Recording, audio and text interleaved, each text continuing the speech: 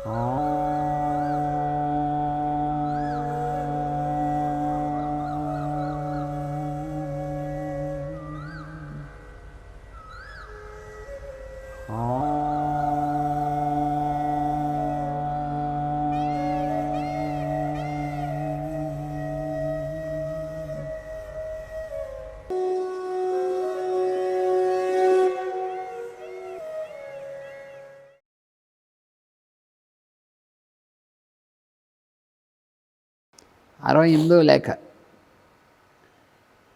శ్రీ గారికి ఆశీస్సులు. మీ ఉత్తరం అందినది. భూమధ్యంలో కనిపిస్తున్నది కాంతి అని మీరే చెప్పగలిగి ఇక ఏమిటని ప్రశ్న వేయరాదు. మరి ఎవడో ఉత్తరం రాశారు, నా కళ్ళు మూసుకుంటే భూమధ్యంలో కాంతి కనిపిస్తోంది, అదేమిటని మళ్ళీ ఈయనకి రాశారు ఉత్తరం. నిజంగా దర్శనం క్వశ్చన్ ఏముంటుంది? నిజంగా దర్శనం అయితే ఇంకోళ్ళకి కన్ఫర్మ్ చేయడం అది. ఆయన ఎవరో కుండలిని ఉద్బోధన జరిగింది, ఇక్కడ సగం దాకా వచ్చింది, నువ్వు వచ్చి కన్ఫర్మ్ చేయమని రాశారు. ఎక్కడ దాకా వచ్చిందో తేల్చడానికి.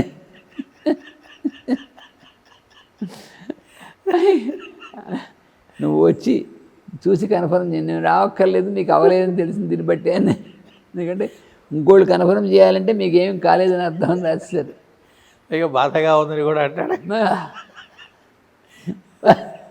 దాని అనుభూతి ఆనందానికి సంబంధించింది కానీ బాధకి సంబంధించింది. 68వ లేఖ. ఇది భూమధ్యంలో కనిపిస్తుంది కాంతి అని మీరే చెప్పగలిగి ఇక ఏమిటిని ప్రశ్న వేయరాదు. 2, ఏదైనా అనుభూతి కలిగినప్పుడు ఈ అనుభూతి ఏనా అని ప్రశ్న పుట్టదు. Very simple. అది నీకు నిజంగా అనుభూతి కలిగింది అనుకో, అనుభూతి కలిగితే అంతేగాని అనుభూతి అయినా కాదా అని వచ్చిందంటే కాదు అని అర్థం. భోజనం చేసి ఆకలి తీరిన వాడికి ఆకలి తీరుటయేనా అని ప్రశ్న మిగలదు కదా. వాడు శుభ్రంగా భోజనం చేశాడు, ఆకలి తీరింది. అంటే తీరలేదని అర్థం. అది ఆకలి తీరుటేనా, ఆకలి తీరడం అంటే ఇదేనా అని ప్రశ్న ఏమిటి అసలు? ప్రశ్న విషయం వాడికి తెలియదు అన్నమాట వాడికి. 3, కుండలిని మన దేహంలో క్రియాశక్తి స్వరూపంగా వర్తిస్తున్న సర్వాంతర్యామి. సాధనకు తన ప్రజ్ఞ కుండలిని అనుభూతి పొందుటకు అనగా స్వయం ప్రజ్ఞ తమగుటకు సాధన స్థానమే వెన్నెముక కానీ అది కుండలిని ఉండే చోటు మాత్రం కాదు. అది సాధన స్థానం, అంతేగాని కుండలిని అందులో లోపల ఏదో ఇరుక్కున్నట్టుగా. ఉదాహరణకు విద్యుత్ దీపానికి స్విచ్ ఎలాంటిదో వెన్నెముక మనకు అలాంటిది. స్విచ్లోనే కరెంటు ఉందనడం సరికాదు. స్విచ్లో కరెంటు ఉంటే స్విచ్ పుట్టుకుందని మనం షాక్ కొడాలి కదా. స్విచ్ వలన మీ కన్నులు కాంతిని పొంది వినియోగించుకొనగలవు. కనుక కుండలిని లేచి బయలుదేరి వచ్చేందుకు అదొక పదార్థం ఏమీ కాదు, అది మనలోనే అంతర్యామిత్వం. అది మంత్రతంత్రాదులతో కానీ యోగాభ్యాసంతో కానీ తప్పక ప్రజ్ఞాతమవుతుంది. మంత్రమన్నా తంత్రమన్నా పూజన్నా అభ్యాసమన్నా సామాన్య ప్రజ్ఞకు సంబంధించిన పేర్ల భేదాలు తప్ప చేసేది ఒకటే. భౌతికంగా చేసే పనులు వేరైనా ఆధ్యాత్మికంగా ఒకే పని జరుగుతూ ఉంటుంది. భౌతిక శరీరంతో కసరత్తు ఎన్ని రకాలుగా చేసినా పెరిగేవి అవే కండలు కదా.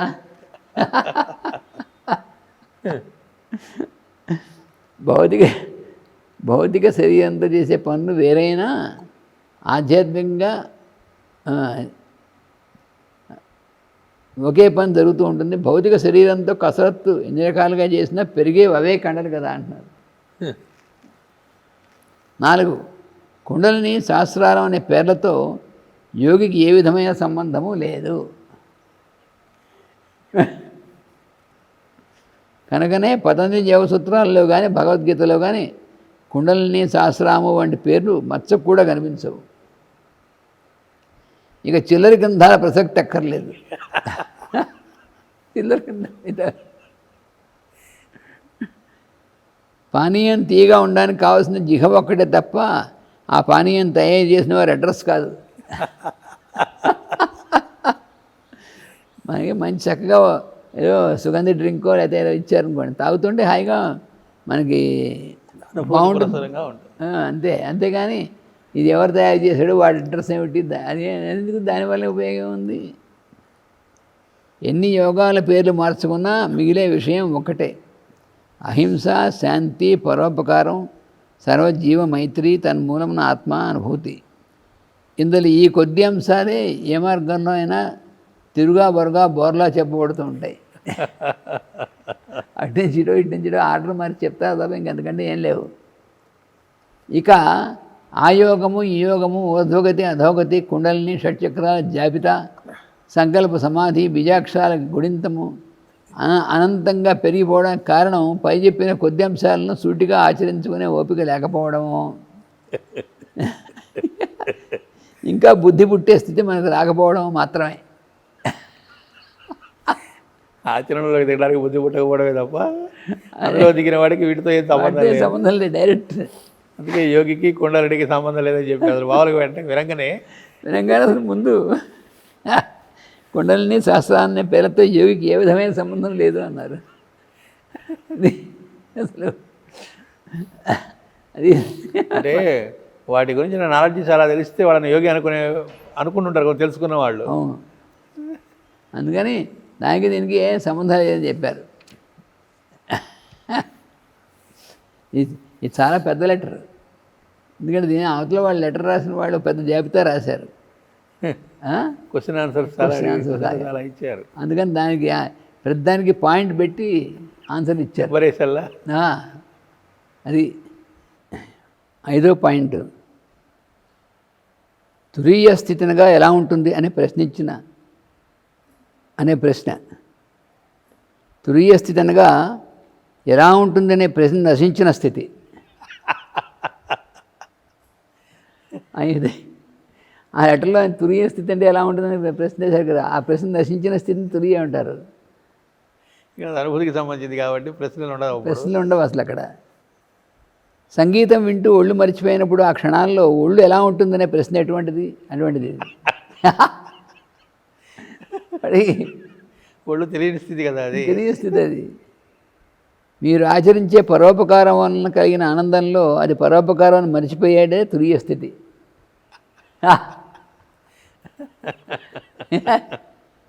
అది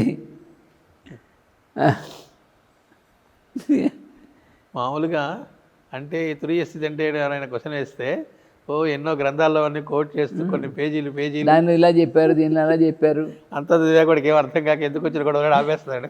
అనవసరం అడిగామనుకుంటూ ఆపేస్తాడు. ఇంతవరకు వెళ్ళకూడదని స్ట్రైట్గా ఒకే ఒక ఒక్కలో ఒక వాక్యంలో తురీయ స్థితి అనగా ఎలా ఉంది అనే ప్రశ్న నశించిన స్థితి ఫస్ట్. సంగీతం వింటూ ఒళ్ళు మరిచిపోయినప్పుడు ఆ క్షణాల్లో ఒళ్ళు ఎలా ఉంటుంది అనే ప్రశ్న వంటిది. ఇంకో సెంటెన్స్ మీరు ఆచరించే పరోపకారం వలన కలిగిన ఆనందంలో అది పరోపకారాన్ని మరిచిపోవడమే తురీయ స్థితి.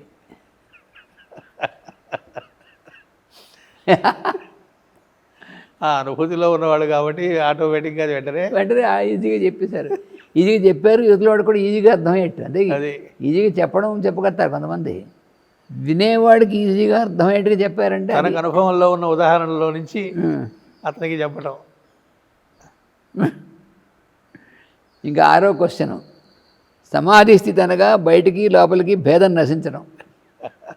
స్ట్రైట్. శబ్దాలన్నీ వినపడతాయి కానీ వినేవాడు శబ్దము కలిసి పరబ్రహ్మని గుర్తుంటుంది. వస్త్రము నూలుపోగులు కలిసి పత్తి అని గుర్తున్నట్లు. అది సమాధి అంటే. సమాధి అంటే అది ఎప్పుడు ఆ దర్శనం కలిగి ఉండడం సమాధి తప్ప ఒళ్ళు తిరగకుండా.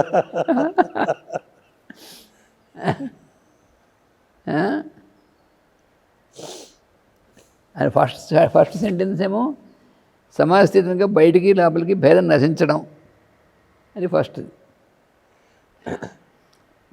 అన్నీ వినపడతాయి, శబ్దాలు అన్నీ వినపడతాయి కానీ వినేవాడు బ్రహ్మం, శబ్దము కలిసి పరబ్రహ్మం అని గుర్తుంటుంది.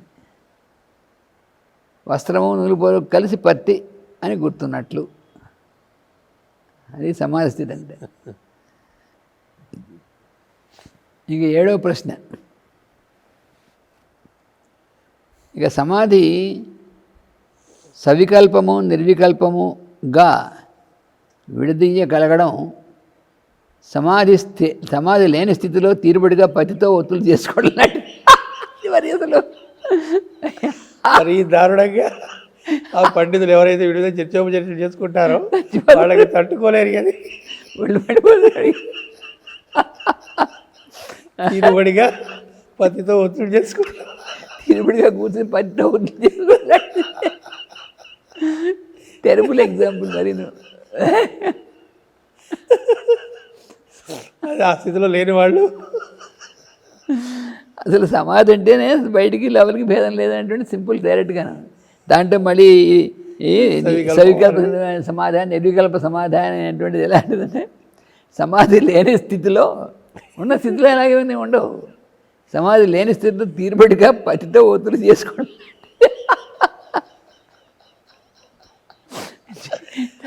జమ్మలో పడి ఆ ప్రశ్న భాగవత రహస్య ప్రకాశంలో మాస్టర్ గారు నిర్వికల్ప సమాధి అన్నప్పుడు ఏ వికల్పము లేకుండా భగవంతుని యొక్క అనుభూతిలో ఉండడం అని ఇచ్చారు. మామూలుగా ఒక్క వాక్యాల్లో ఏ వికల్పము లేకుండా భగవద్ అనుభూతిలో ఉండడం అనుభూతిలో ఉన్నప్పుడు ప్రశ్నలు ఉండవు. అది ఎనిమిదో ప్రశ్నకి ఆన్సర్. వరుసను 8 ప్రశ్నలు వేశారు, అన్నిటికీ ఆన్సర్ లేదు. అలా అదే ఆర్డర్లో చెప్పుకుంటూ వస్తున్నారు. ఎంతో ఎగ్జామ్లో క్వశ్చన్స్ ఆన్సర్స్ రాసినట్టుగాను. లెటర్ మీ అన్నగారికి కలిగే అనుభూతులను గూర్చి మీకు ప్రశ్న ఎందుకు? ఫస్ట్ అనుభూతులు ఆయన కలుగుతూ ఉంటుంది, దాని గురించి మీరు ప్రశ్న వేయడం ఏమిటి? అసలు ఆయనకు రజస్సులు తమస్సులు ఉన్నవో లేవో నిర్ణయించవలసింది ఆయన మనస్సే కానీ మీరు నేను కాదు.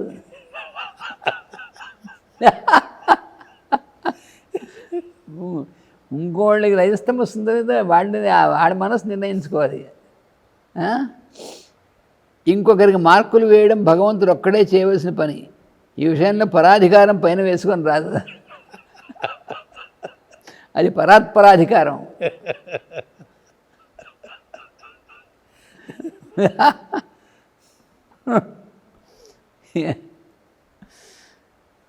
ఇక 9వ ప్రశ్న, దాని సమాధానం. దయానంద స్వామి మోక్షాన్ని గురించి రాసిన మాట వలన మీకు మోక్ష ప్రయత్నం ఆరంభించారా? దయానంద స్వామి మోక్షాన్ని గురించి వ్రాసిన మాటల వలన మీరు మోక్ష ప్రయత్నం ఆరంభించారా? అలా వద్దు, కావాలని అనిపించినప్పుడే ఆరంభించండి. ఆయన ఎవరో ప్రశ్నించారని కదా, నీకు అనిపిస్తే మొదలుపెట్టు. కొన్ని కల్పాంతాలో కొద్ది కాలమో ఆ జీవి మళ్ళా పుట్టడమో పుట్టకపోవడమో అనే నిర్ణయాలు మీరు పుట్టకముందే చేయబడినవి కనుక ఆ ఉన్న సృష్టి ధర్మాలను అనుసరించడమే మీరు చేయగలిగిన పని.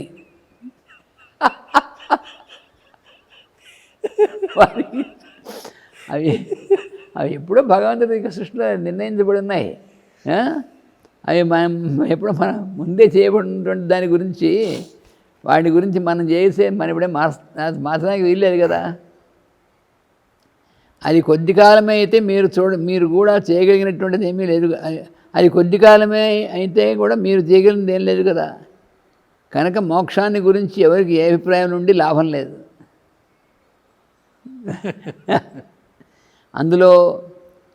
అందులో మీరు లయమై భగవంతుడు అనుగ్రహించినంత కాలము ఉండగలిగితే మోక్షం కానీ అభిప్రాయపడేది మోక్షం అనడు కాదు.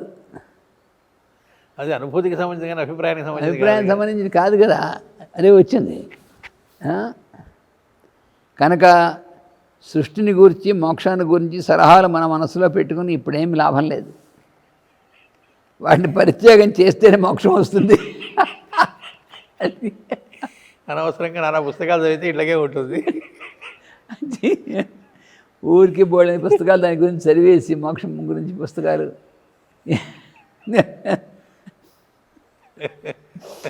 అదే అసలు ఆచరణ శూన్యమై ఉత్తమ పుస్తకాలు చదివితే ఇట్లాగే ఉంటుంది. ఊరికి ఖాళీగా కూర్చుని మోక్షం గురించి పుస్తకాలు మోక్షం గురించి థియరీలు అని చదువుతుంటే వాడికి అందుకే తీరుబడిగా ఒత్తిడి చేసుకోవడం లాంటిది అన్నారు. అది మాత్రం అసలు ఏం ఎగ్జాంపుల్ ఇచ్చారు అసలు. ఖాళీగా తీరుబడి కూర్చుని ఒత్తులు చేసుకోండి. అది ఎప్పుడు చేస్తాడు? సమాధి లేని స్థితిలో. సమాధి ఉన్నప్పుడు అలాంటివి ఏమన్నది కదా. ఇది సవికల్పమా నిర్వికల్పమా అని చర్చించుకోవడం సమాధిలో లేనప్పుడు చేసే పదిట. అది ఎలాంటిది అంటే తీరుబడిగా వసూలు చేసుకోవడం లాంటిది.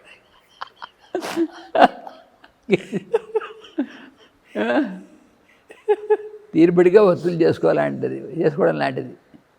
తర్వాత 10వ క్వశ్చన్, 10వ ప్రశ్నకి ఆన్సర్.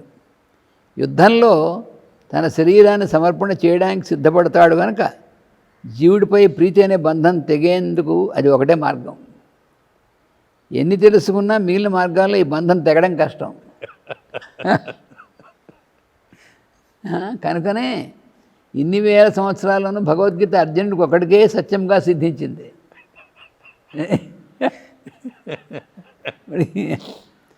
ఇక సూర్యమండల భేదనం అంటే శరీరంలో ఉన్న జీవుడు సూర్యమండలంలోని వెలుగు ముద్దలో ఒక వెలుగు అనే అనుభవం కలగడం. అది కలిగిన వాడు దేన్ని భేదించుకొని ఎక్కడికి పోనక్కర్లేదు. అంటే భేదనం అంటే ఏదో టాప్ అని పగిలి తప్పని పైన పగిలి అందులోంచి ఎక్కడికో వెళ్ళిపోవడం కూడా భేదనం అంటే అభేద స్థితి అనుభూతికి రావడమే తప్ప అంతే. కొత్తగా ఏదో పగిలేది అందులోంచి బయటికి వెళ్ళేది అట్లాంటిది ఏముండదు, ఏం పగలదు. సూర్యమండల భేదనం అంటే శరీరంలో ఉన్న జీవుడు సూర్యమండలంలోని వెలుగు ముద్దలో ఒక వెలుగు అనే అనుభవం కలగడమే. అది కలిగినాడు దేన్ని భేదించుకొని ఎక్కడికి పోనక్కర్లేదు. తర్వాత 11వ ప్రశ్నకి సమాధానం. మన ప్రేమను ఎదుటివారు బలహీనతగా చూస్తారు, వారిని అలా చూడనివ్వడమే ప్రేమ.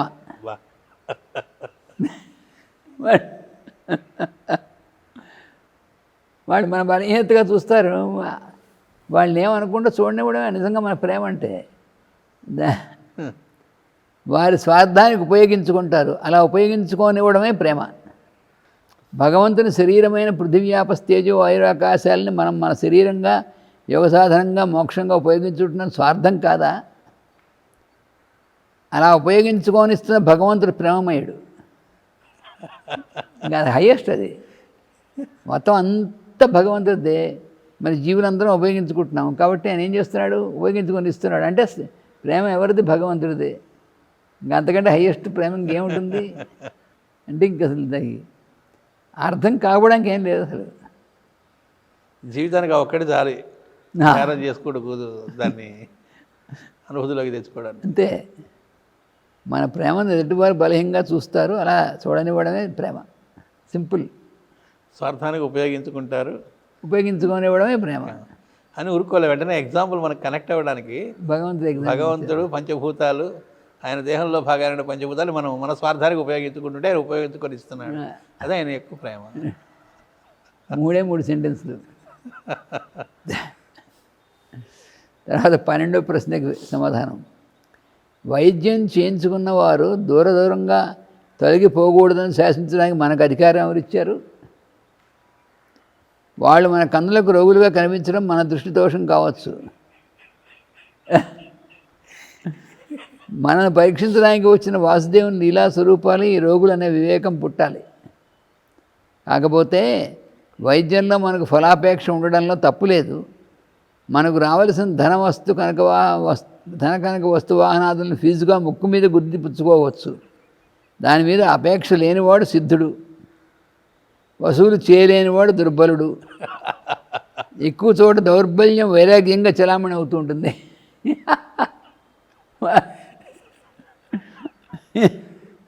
దాని మీద చూపు లేనివాడు సిద్ధుడు. అసలు అది వసూలు చేయలేనివాడు దుర్బలుడు. ఎక్కువ చోట ఈ దుర్బలత్వమే వైరాగ్యంగా భావించబడుతూ ఉంటుంది.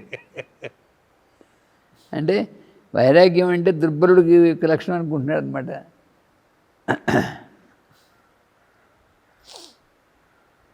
అది 13వ ప్రశ్న. ఎవరు రాసిన వాళ్ళు రామానుజాచార్య వారే అనిపిస్తున్నట్టుగా పుట్టారు కదా, ఏదో రాశారు. అంటే మేస్టర్ రాస్తున్నారు, రామానుజాచార్యులు అనిపిస్తున్నట్టుగా పుట్టినా తప్పులేదు. ఏంటి తప్పు పుడితే తప్పలా పుట్టకూడదంటే పుట్టారు ఏమవుతుంది, ఏమవుతుంది? పుట్టలేదు ఏమవుతుంది. పుట్టినట్లు శ్రీ వల్లూరి సత్యనారాయణ గారికి తెలిసి ఉంటే మనకు అభ్యంతరం ఎందుకు? ఆయన ఎవరో చెప్పినట్టున్నాడు.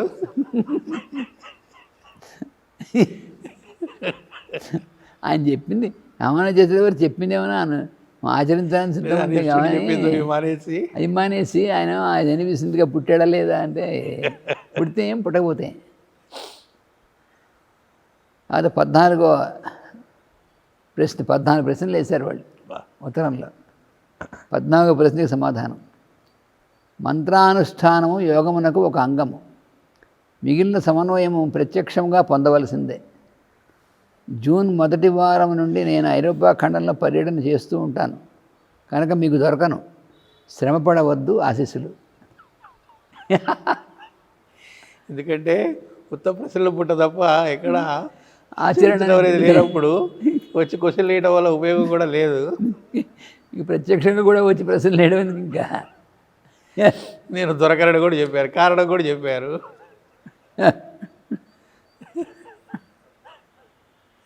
ఈ లెటర్ చదువుకునేటప్పటికే కపాల భేదం అవుతుంది వాళ్ళకి, కపాల భేదనం. తీరుబడిగా ఒత్తిడి చేసుకోవడం లాంటి దానికి. అలాగే సూర్యమండల భేదనం పెద్ద పెద్ద పదాలతో పెద్ద పెద్దవి రాశాడు. సమాధి గురించి, వాటి గురించి, వీటి గురించి అన్నిటికీ అలా తేల్చి పారేశారు. జీవితంలో ఊహించని ఆన్సర్లు వచ్చినాయి. కాదంటానికి ఉదాహరణ పురగించిన దాని సంబంధించింది సత్యం.